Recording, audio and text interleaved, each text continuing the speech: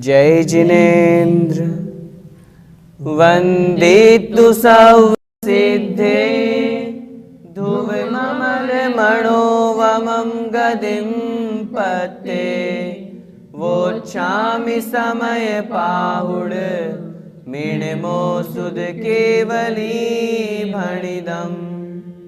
पंच परमेष्ठी भगवान की जय।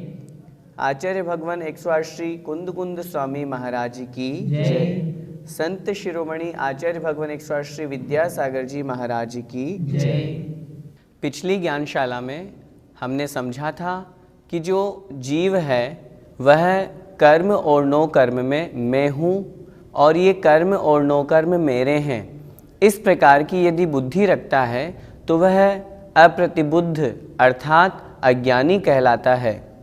अहंकार और ममकार की बुद्धि रखने वाले जीव अज्ञानी कहलाते हैं। उसके पश्चात अगली गाथा में हमने देखा था कि जब जीव का उपयोग आत्मस्वरूप होता है तो वह मोक्ष में कारण होता है, और जब जीव का उपयोग बंध की तरफ होता है तब अजीव की तरफ होता है, तब वह उसके लिए बंध का कारण होता है। उसी क्रम को आगे बढ़ाते हुए आज की ज्ञानशाला में हम समझेंगे। आचार्य भगवान कह रहे हैं कि जिन भावों को जिस समय जीव करता है, क्या उन्हीं भावों का कर्ता होता है या अन्य का भी कर्ता होता है। गाथा क्रमांक 24।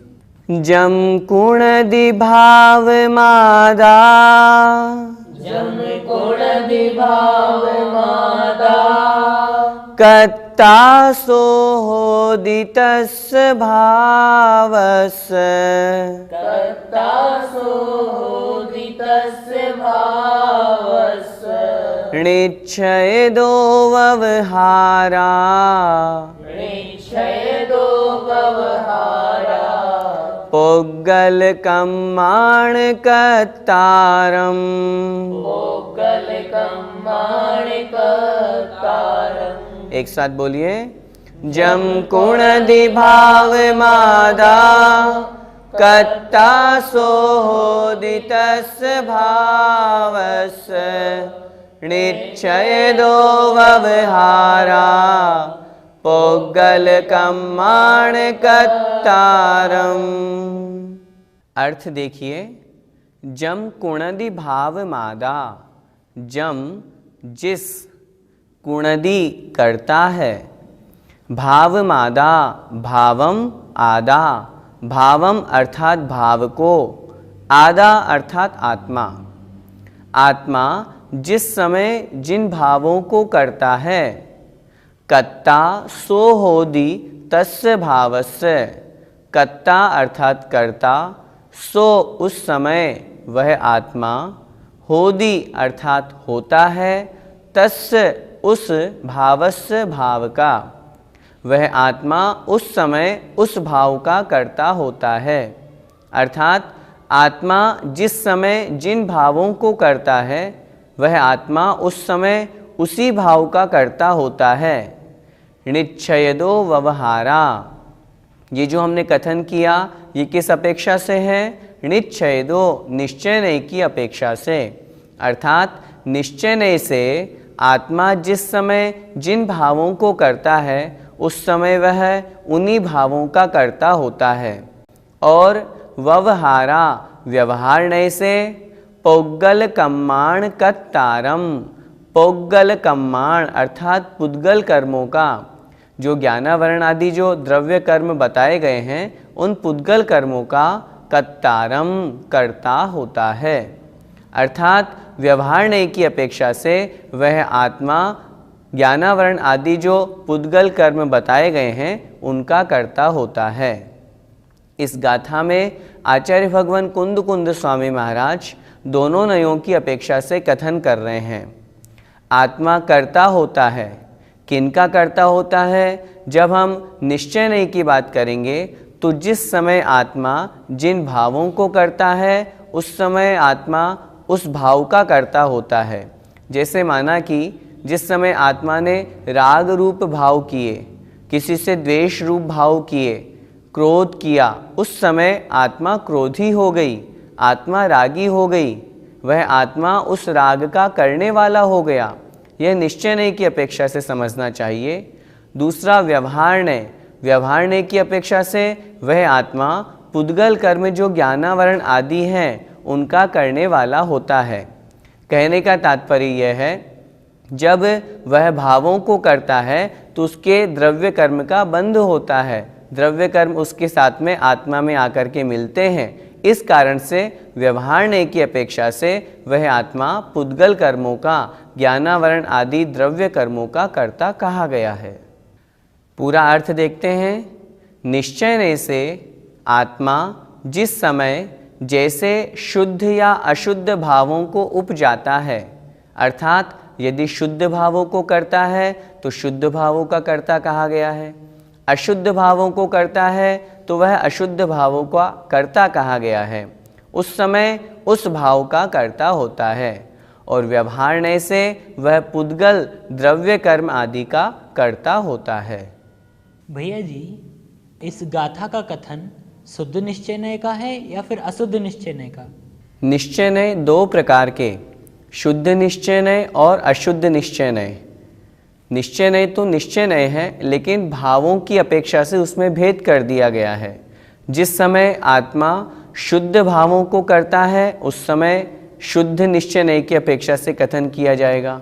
जब अशुद्ध भावों को करने की अपेक्षा से आत्मा को कर्ता कहा जाएगा उस समय अशुद्ध निश्चय का कथन किया जाएगा।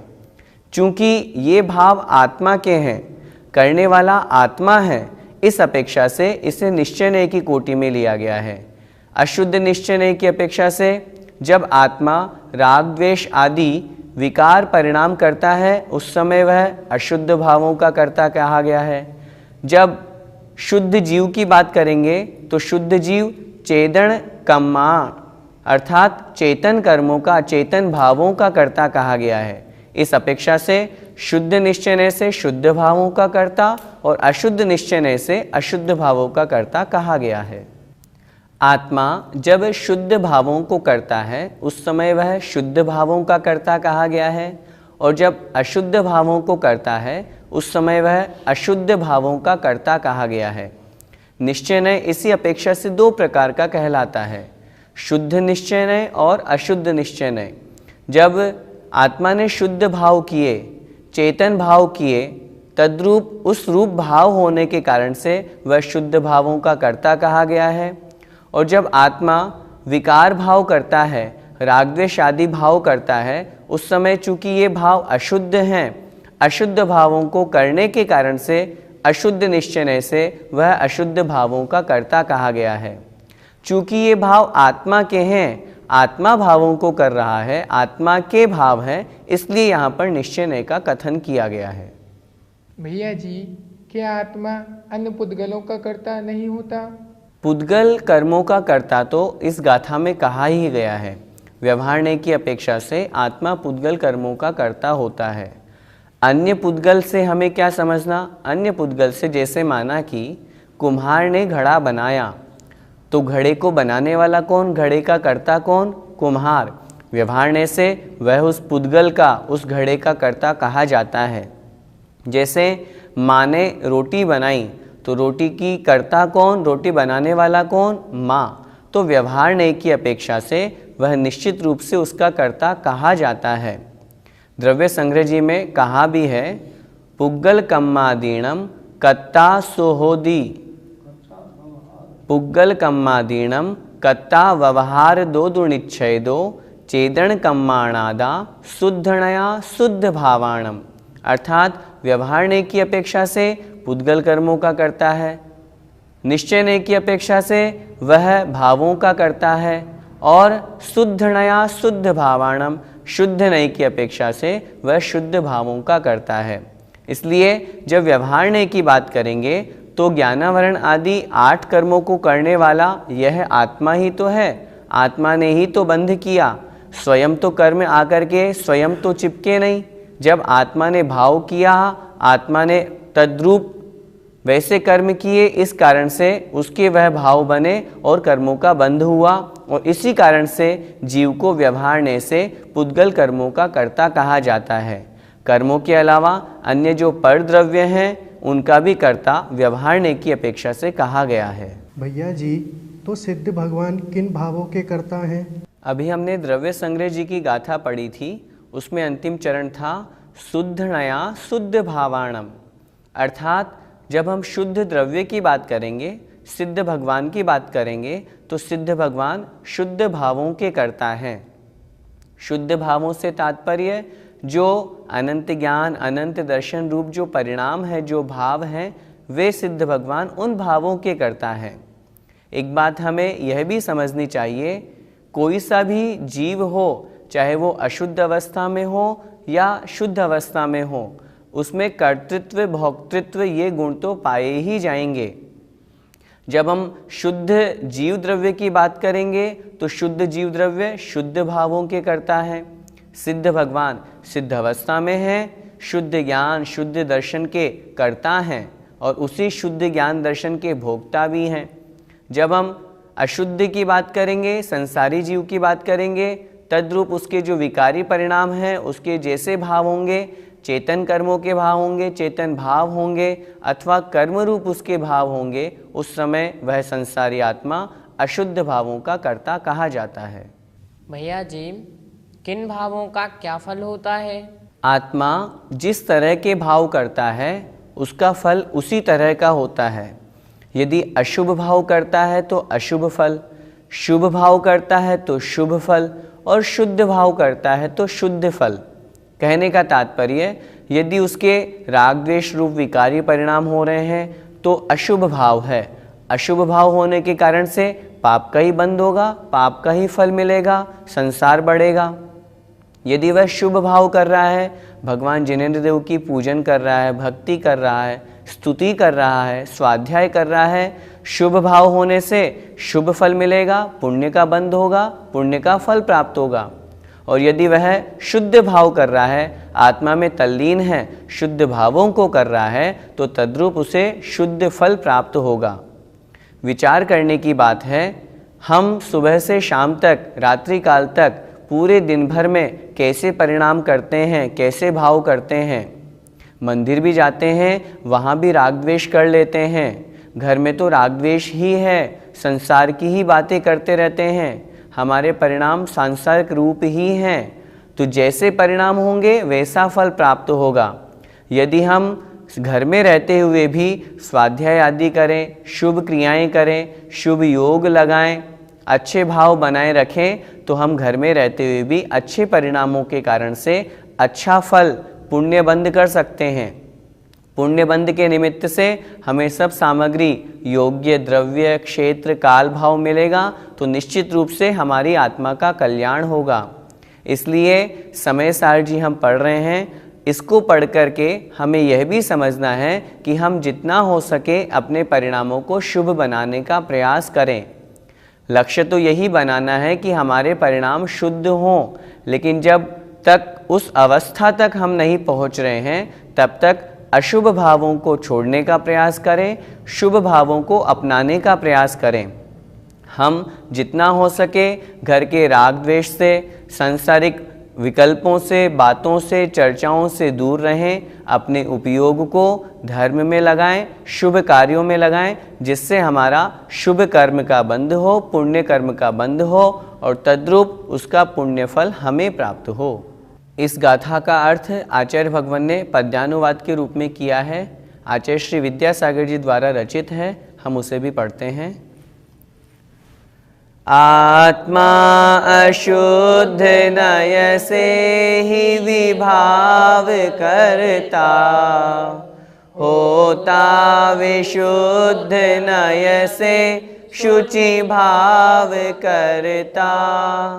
मोहाभिभूत विविधो विधि बंधनों का, करता अवश्य व्यवहार तया जड़ों का। इस पद्य में तीसरी पंक्ति में मोहाभिभूत विविधो विधि बंधनों का, अर्थात मोह से, मोह आदि विकारी भावों से युक्त होता हुआ विविध अर्थात अनेक प्रकार के विधि, विधि अर्थात कर्म, कर्म बंधनों का यह व्यवहार से जीव कर्ता कहा गया है, ऐसा समझना चाहिए। इस गाथा को समझने के पश्चात आचार्य भगवान अगली गाथा में मिथ्या दृष्टि जीव की कैसी धारणा होती है, वह किस प्रकार विचार करता है, इसके बारे में समझा रहे हैं। गाथा क्रमांक 25।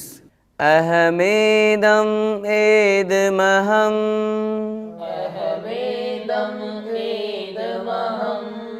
अहमेदस्यैव होमि मम एदम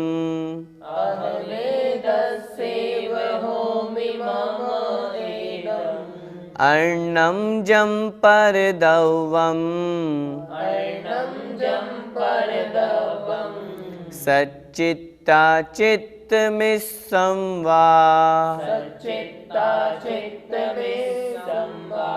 बोलिए, अहमेदं एदमहम् अहमेदस्यैव होमि मम एदम् अन्नं परदवं सच्चित्ता चित्तमिस्सं वा। गाथा का अर्थ देखें। अहमेदम एदमहम, अहम एदम, अहम अर्थात मैं, एदम यह हूँ, मैं यह हूँ। एदमहम, एदम अहम, यह मैं हूँ। इस गाथा में क्या बता रहे हैं? मिथ्या दृष्टि जीव, अज्ञानी जीव अपनी धारणा कैसी बनाता है अन्य पर द्रव्यों के प्रति। जैसे शरीर, उसे हम उदाहरण के रूप में समझते हैं अहम एदम, मैं यह हूँ, अर्थात मैं आत्मा शरीर हूँ। एदमहम, यह शरीर मैं हूँ। अहमेदस्यैव होमि मम एदम, अहमेदस्य एव, अहम एदस्य, अहम मैं इसका, एव ही हूँ, मैं इस शरीर का ही हूँ। होमि हूँ, मम एदम, मेरा, एदम मतलब यह शरीर मेरा है। अर्थात मैं यह हूँ, यह मैं हूँ, मैं इसका हूँ और यह मेरा है। क्या चीज़? अन्नम जम परदवम, अन्नम अर्थात अन्य, जो आत्मा से अलग हैं, अपने से भिन्न हैं। जम अर्थात जो, परदवम पर द्रव्य हैं, पर पदार्थ हैं। कैसे पर पदार्थ? सच्चित्ता चित्त मिश्रम वा, सचित्त, अचित्त और मिश्र। सचित्त अर्थात जीव सहित जो अन्य पर पदार्थ हैं, अचित्त जो जीव रहित अन्य पर पदार्थ हैं, और मिश्रम अर्थात मिश्र, सचित्ता चित्त मिश्रित रूप से जो अन्य पर पदार्थ हैं। ऐसे ये परद्रव्य जो मुझसे भिन्न है, आत्मा से अलग है, लेकिन फिर भी मिथ्या दृष्टि जीव इन सब पर पदार्थों को यह मैं हूँ, मैं यह हूँ, मैं इसका हूँ और यह मेरा है, इस प्रकार की वह मान्यता रखता है। चूँकि व्यवहार नय की अपेक्षा से लोक व्यवहार में इस प्रकार का कथन किया जाता है, लेकिन वास्तविकता तो आत्मा का कोई नहीं है। आत्मा स्वयं आत्मस्वरूप ही है। शरीर भी आत्मा का नहीं है, कर्म भी आत्मा के नहीं है।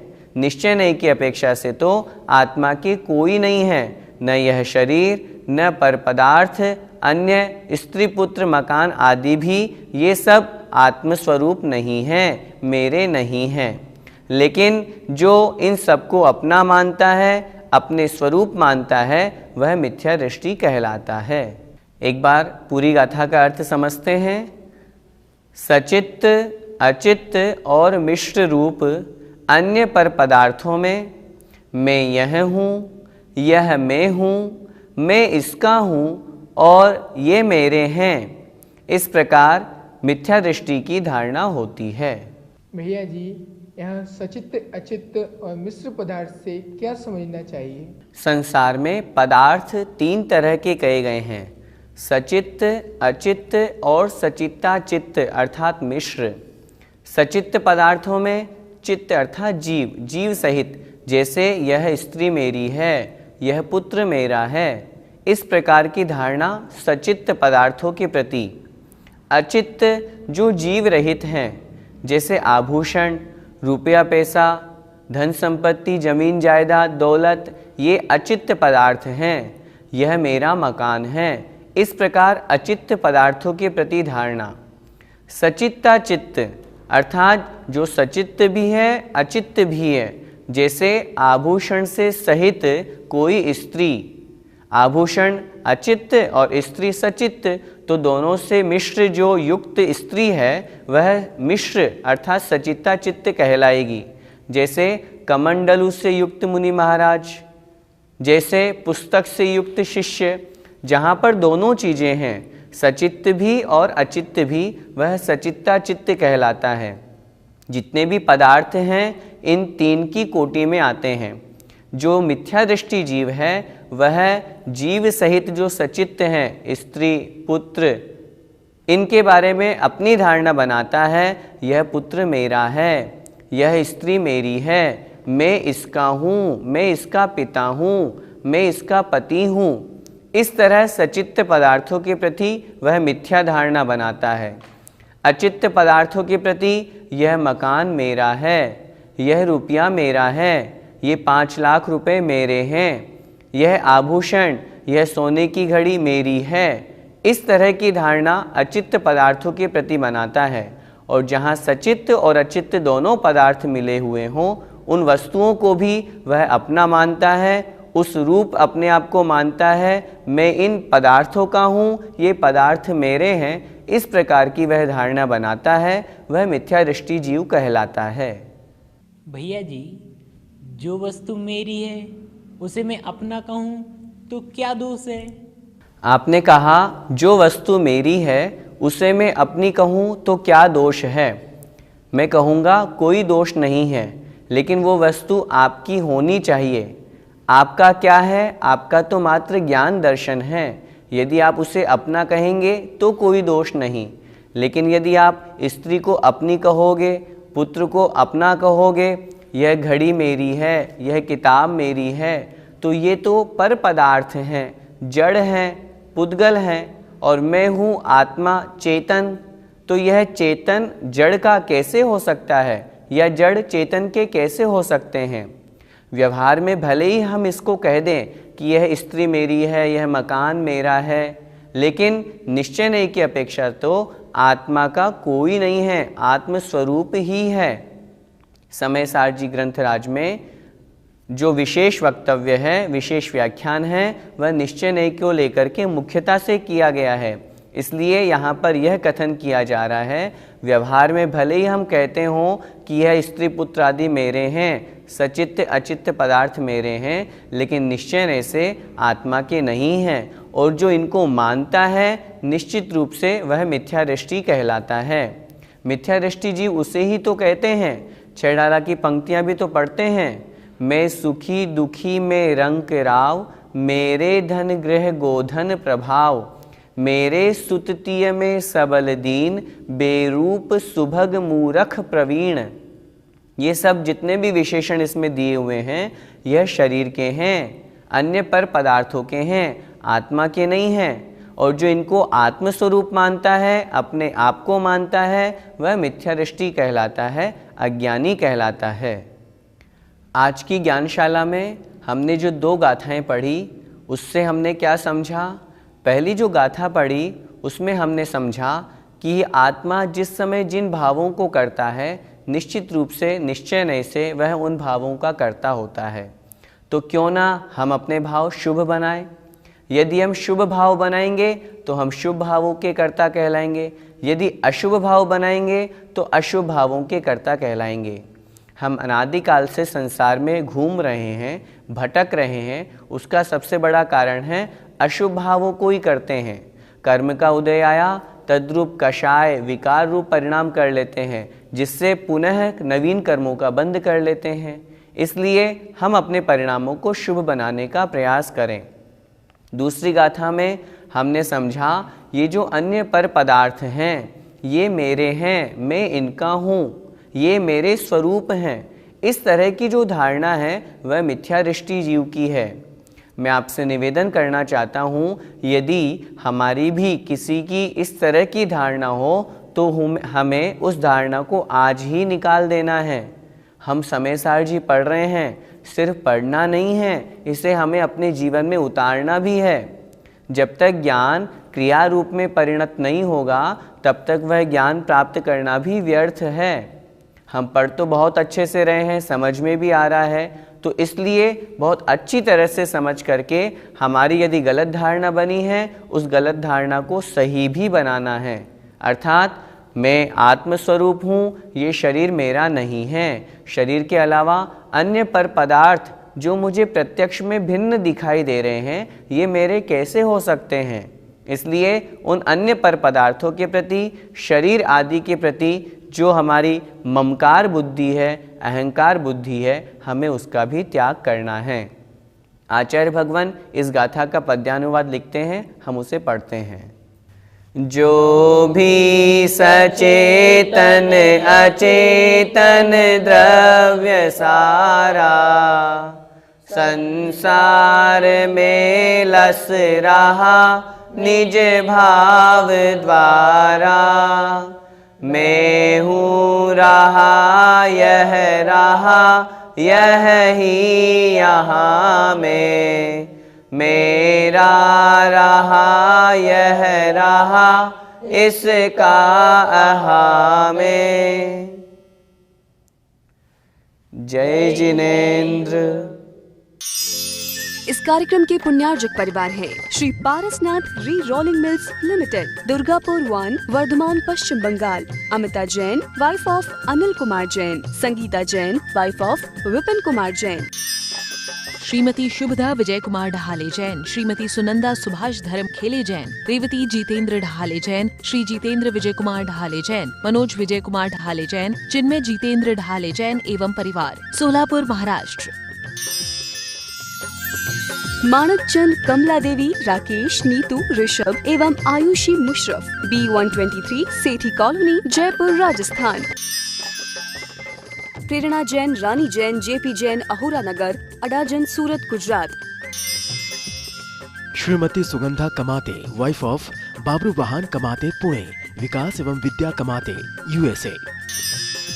श्री 1008 पार्श्वनाथ दिगंबर जैन मंदिर, 344/4, गोविंदपुरी महिला मंडल, गोविंदपुरी, कालका जी, नई दिल्ली 19।